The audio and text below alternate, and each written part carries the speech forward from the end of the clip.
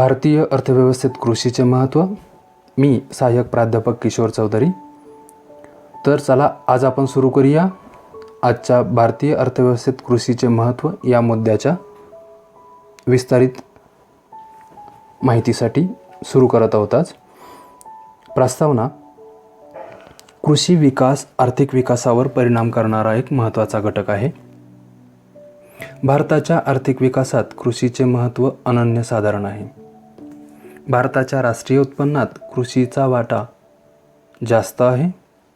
एखाद्या वर्षी कृषी उत्पन्नात काही कारणांमुळे घट आली तर भारताच्या आर्थिक विकासावर त्या बाबींचा प्रतिकूल परिणाम होतो. म्हणून भारतासारख्या कृषीप्रधान देशासाठी आर्थिक स्थितीच्या बळकटीसाठी कृषी उत्पन्न अत्यंत महत्त्वाचे ठरते. भारतीय अर्थव्यवस्थेत कृषीचे महत्त्व किती आहे हे पुढील मुद्द्यांवरून अभ्यासूया. भारतीय अर्थव्यवस्थेत कृषीचे महत्त्व अभ्यासण्यासाठी पुढील मुद्द्यांचा अभ्यास करणं अत्यंत महत्त्वाचं आहे. त्यातील महत्त्वाचे मुद्दे पुढीलप्रमाणे. राष्ट्रीय उत्पन्नात कृषीचा वाटा, उपजीविकेचे साधन म्हणून कृषीचा वाटा, आर्थिक विकासासाठी कृषीचं महत्त्व, वाहतूक व इतर क्षेत्रांचा विकास करण्यासाठी असलेलं कृषीचं योगदान, विदेशी व्यापारातील कृषीचे महत्त्व, संरक्षणाच्या दृष्टीने असलेलं कृषीचं महत्त्व, सरकारी उत्पन्नाचे साधन म्हणून असलेला प्रमुख योगदान आणि पाळीव गुरांसाठी म्हणून असलेला कृषीचं योगदान. तो पहिला मुद्दा आपण अभ्यासूया. राष्ट्रीय उत्पन्नात कृषीचा वाटा.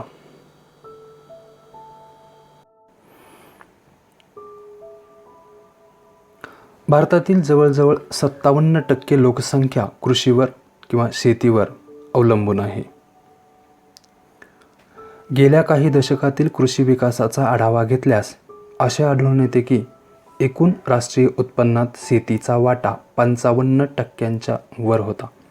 पण सन 2007-2008 या वर्षात भारताच्या राष्ट्रीय उत्पन्नातून कृषीचा वाटा 17.80% इतका होता.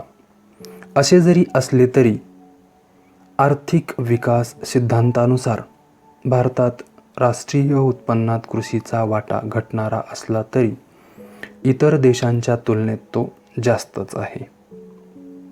म्हणून इतर विकसित देशांच्या तुलनेत विकसनशील भारताच्या राष्ट्रीय उत्पादनातील शेतीचे महत्त्व टिकूनच आहे.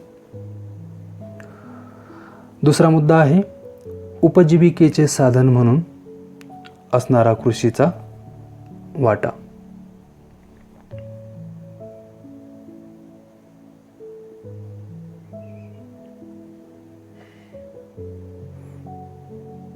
भारतातील बहुसंख्य लोकसंख्या कृषीप्रधान आहे. त्यातील काही शेती कसणारे शेतकरी आहेत तर काही शेतमजूर आहेत. या 50 वर्षांमध्ये शेतमजुरांचे प्रमाण दिवसेंदिवस वाढतच आहे. भारताची जास्तीत जास्त तरुण पिढी व प्रौढ लोकसंख्या कृषीवर अवलंबून आहे. सन 2001 मध्ये भारतातील जवळजवळ 24% किंवा 24 कोटी श्रमिकांना कृषीतून रोजगार प्राप्त झाला.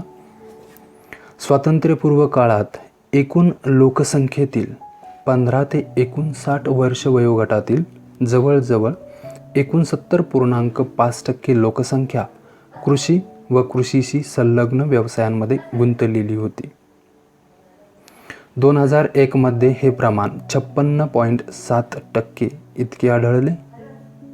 थोडक्यात काही अभ्यासकांनुसार भारतातील इतकी जास्त लोकसंख्या कृषी व कृषीशी संलग्न व्यवसायात कार्यरत असणे म्हणजे हे प्रमाण भारतातील अर्थव्यवस्थेवर विपरीत परिणाम करणारे ठरते. तिसरा मुद्दा आहे औद्योगिक विकासासाठी कृषीचे योगदान.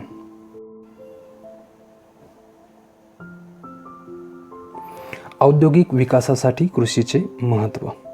शेतीतून विविध प्रकारची उत्पादने घेतली जातात. त्यातील काही उत्पादने उद्योगधंद्यामध्ये कच्चा माल म्हणून उपयुक्त ठरतात. उदाहरणार्थ कापूस हा कच्चा माल सूत आणि वस्त्रोद्योगासाठी कच्चा माल म्हणून उपयुक्त ठरतो. त्याचप्रमाणे ताग उद्योग, खाद्यतेल उद्योग, साखर कारखाने, अन्न प्रक्रिया उद्योगांनाही कृषी उत्पादने कच्चा माल म्हणून उपयुक्त ठरतात. त्यांना नेहमी मागणी असते. कृषी मालावर आधारित उद्योगांचा विकास कृषी क्षेत्रातून उत्पादित होणाऱ्या विविध प्रकारच्या उत्पादनांवर अवलंबून असतो. भारतातील ग्रामीण भागात बरेच कृषीवर आधारित लघुउद्योग आणि कुटीर उद्योग सुरू आहेत. त्यांनाही कच्चा माल म्हणून कृषी किंवा शेती क्षेत्रातून उपलब्ध होतो. उदाहरणार्थ केळीपासून वेफर्स व इतर उत्पादने, संत्री, स्ट्रॉबेरीपासून जाम व जेली, आंबा लोणचे इत्यादी.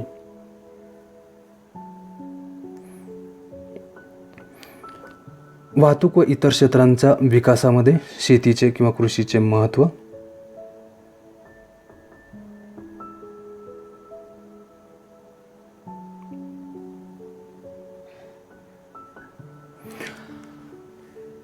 शेतीतून उत्पादित कच्चा माल उद्योगधंद्यांना पोहोचवणे, उद्योगधंद्यांमधून उत्पादित पक्का माल बाजारपेठांपर्यंत पोहोचवणे यासाठी वाहतूक व्यवस्थेचा विकास महत्त्वाचा ठरतो.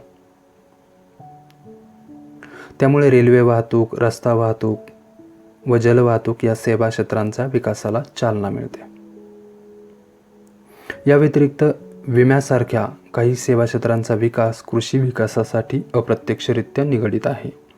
पर्यायाने भारताच्या आर्थिक विकासावर त्याचा अनुकूल परिणाम झालेला आहे. रासायनिक खते, तणनाशके, कीटकनाशके, सेंद्रिय खते, कृषी यंत्रे व अवजारे उत्पादक युनिट्ससुद्धा कृषीशी निगडित आहेत. विदेशी व्यापारातील शेती किंवा कृषीचे महत्त्व.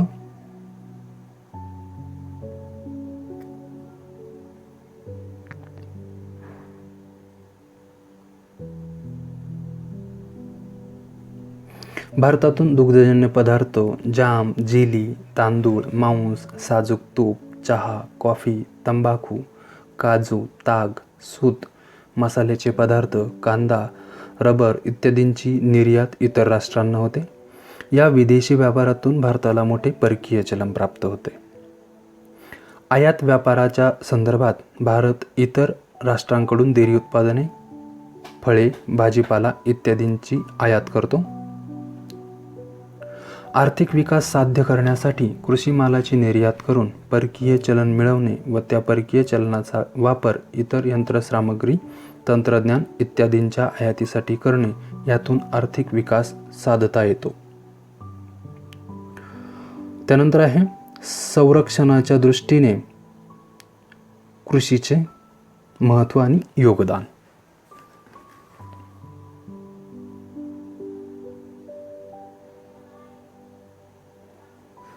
भारताच्या शेजारी जी राष्ट्रे आहेत त्यांच्या सीमा भारताला लागून आहेत.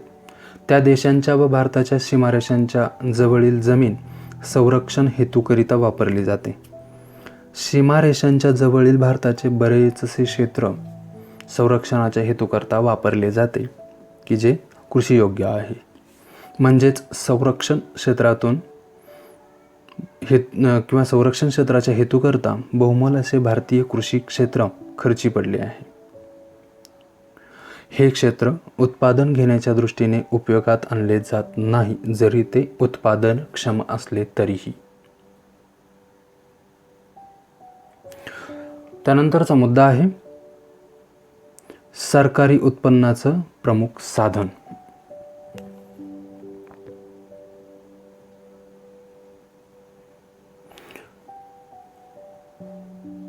भारताच्या एकूण राष्ट्रीय उत्पन्नात कृषी क्षेत्राचं प्रमाण हे 32% आहे.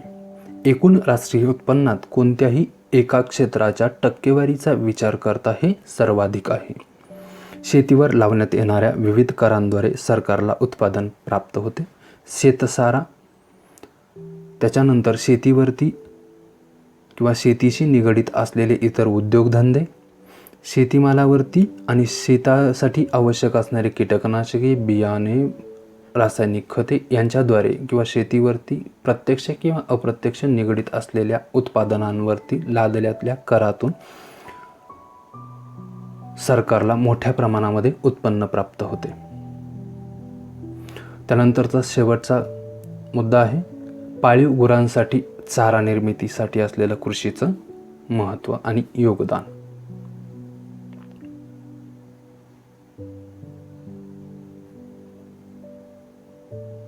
अन्नधान्य पिकांपासून मिळवल्यानंतर पिकांचा उर्वरित भाग हा गुरांसाठी चारा म्हणून उपयुक्त ठरतो व त्याचा उपयोग केला जातो. भारतातील पशुधनासाठी चारा आवश्यक आहे. कृषी क्षेत्रातून प्राप्त होणाऱ्या चाऱ्यावर प्रक्रिया करून पशूंसाठी अन्न उत्पादन केले जाते. अशा प्रकारे देशाचे आर्थिक नियोजन धोरण कृषी क्षेत्रास प्राधान्य दिले जाते. भारतातील कृषी हा भारतीय अर्थव्यवस्थेतील महत्त्वाचा घटक असून त्यामुळे भारतीय अर्थव्यवस्था बळकट होऊन देशाचा सर्वांगीण विकास होतो आणि म्हणूनच भारताच्या प्रत्येक पंचवार्षिक योजनेत कृषी विकासावर भरपूर आर्थिक तरतूद करण्यात आलेली आहे. याचाच अर्थ भारतीय अर्थव्यवस्थेत कृषीचं महत्त्व हे अनन्यसाधारण आहे. यासाठी आपण राष्ट्रीय उत्पन्नात असलेला कृषीचा वाटा, उपजीविकेसाठी असलेलं कृषीचं महत्त्व, औद्योगिक विकासासाठी असलेलं कृषीचं महत्त्व, तसंच वाहतूक व इतर क्षेत्रांचा विकास कृषीवर कसा अवलंबून आहे, तसेच विदेशी व्यापारातील असलेलं कृषीचं आणि कृषीजन्य उत्पादनांचं महत्त्व, संरक्षणाच्या दृष्टीने कृषीयोग्य जमीन कशी कामी येते त्याचं असलेलं महत्त्व, त्यानंतर सरकारी उत्पन्नाचं एक प्रमुख साधन म्हणून असलेलं कृषीचं योगदान आणि पाळीव गुरांसाठी किंवा दुग्ध उत्पादनासाठी असलेलं कृषीचं महत्त्व इत्यादींसह एका ठळक मुद्द्यांचा अभ्यास आपण भारतीय अर्थव्यवस्थेत असलेल्या कृषीच्या महत्त्वासाठी केला. यानंतर पुढच्या मुद्द्याकडे जाऊया.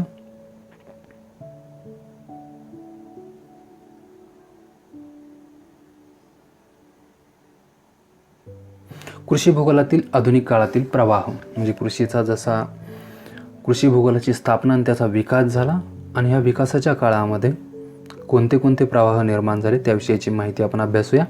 कृषी भूगोलाची प्रगती व विकास हा विविध टप्प्यांमधून झाला. 20व्या शतकात वितरणाचा आणि उत्पादनांचा अभ्यास समाविष्ट होता. इसवी सन 1920 पासून कृषी प्रगती व विकासास चालना खऱ्या अर्थाने मिळाली. साध्या संख्याशास्त्रीय पद्धतीचा कृषी भूगोलातील संशोधन केले जाऊ लागले. 1939 ते 1945 या काळादरम्यान भूमी उपयोजन नियोजन या मुद्द्यांवर कृषी अभ्यासकांनी विशेष लक्ष केंद्रित केले. कृषी भूगोलाच्या अध्ययनात ब्रिटनमधील भूमी उपयोजन सर्वेक्षण विभागाचा मोठा वाटा होता. कृषी भूगोलातील क्षेत्रकार्य हा मुद्दा उपयोजन नियोजनातील एक मैलाचा दगड ठरला. कृषी भूगोलातील संशोधन करताना या काळात गणिती व संख्याशास्त्रीय विविध पद्धतींचा व मॉडेलचा उपयोग केला जाऊ लागला. ब्रिटिश भूगोलतज्ञ सर डॅडली स्टॅम्प यांनी ब्रिटनमध्ये भूमी उपयोजन सर्वेक्षण केले व त्या बाबतीतला एक निष्कर्षात्मक अहवाल तयार केला आणि ब्रिटनची भूमी वापर आणि गैरवापर land of Britain it's use and misuse या पुस्तकाचे लिखाण करून या पुस्तकातून तो अभ्यासात्मक व निष्कर्षात्मक अहवाल प्रसिद्ध केला. डडली स्टॅम्प यांचे हे कार्य म्हणजे कृषी भूगोलातील एक महत्त्वाचे कार्य ठरले. वैद्यकीय भूगोलातून त्यांनी आरोग्य आणि जीवनसत्वांच्या कमतरतेमुळे होणारे आजार या बाबतीतील मत मांडले. त्यांनी खाद्य पिकांच्या उत्पादनातून प्राप्त होणारे कॅलरीज याबाबत संशोधन केले.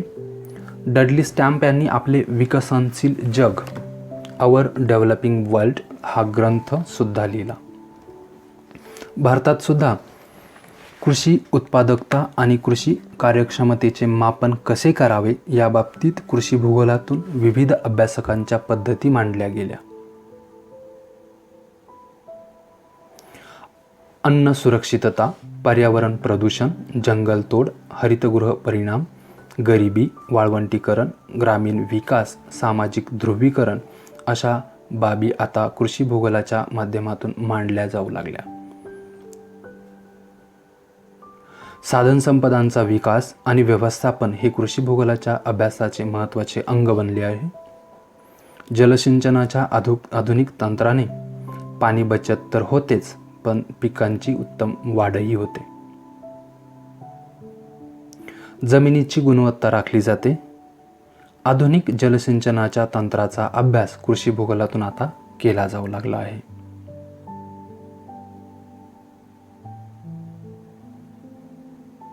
सन 1966 पासून भारतात कृषी भूगोलाच्या विकासास चालना मिळाली. दुग्ध शेती, हरित क्रांती, निळी क्रांती, पॉली हाऊस, ग्रीन हाऊस, उपग्रहांच्या साह्याने हवामान अंदाज, सेंद्रिय शेती, रासायनिक परिणामकारक खते, कीटकनाशके, तणनाशके व त्यांचा मृदेवर होणारा परिणाम, पिकांची वाढ, क्षारांचे मृदेत वाढणारे प्रमाण व त्यांचा होणारा परिणाम, मृदाधूप हे सर्व मुद्दे कृषी भूगोलातून अभ्यासले जाऊ लागले आहेत. इसवी सन 1970 पासून कृषी भूगोल संशोधनात विविध संख्याशास्त्रीय पद्धती आणि गणिती मॉडेलचा वापर होऊ लागला. वांथुनन सिद्धांत व त्या सिद्धांताची भारतातील परिणामकारकता आणि त्याचा अभ्यास कृषी भूगोलातून केलाच गेला आहे. धन्यवाद.